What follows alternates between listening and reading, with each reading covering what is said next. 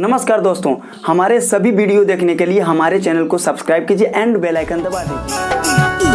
बम्बई शहर से अइलै सजनमा रे गोपाल मनहना, दिल्ली शहर से अइलै सजनमा रे गोपाल मनहना, बड़ी मान है कहनमा रे गोपाल मनहना, लेके अइलै जोड़ा कंगनमा रे गोपाल मनहना।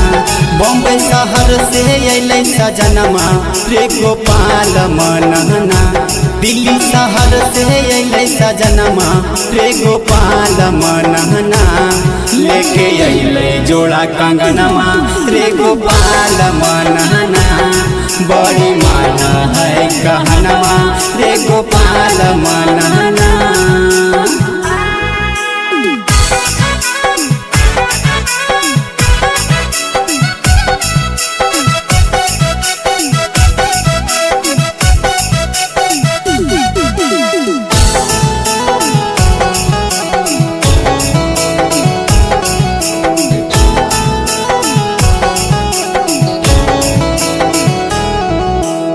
हमरो बलमुआ बड़ी है रंग रसिया, रोज रोज पिलाव है हमरा ठंडा और पे पसिया, ठंडा और पे पसिया।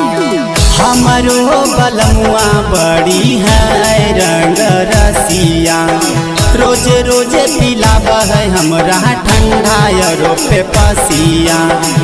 साड़ी झालर वाला ले अइलै रे गोपाल मनहना, सुंदर झुमका ले अइलै रे गोपाल मनहना, बड़ी मान है कहनमा रे गोपाल मनहना, लेके अइलै जोड़ा कंगनमा रे गोपाल।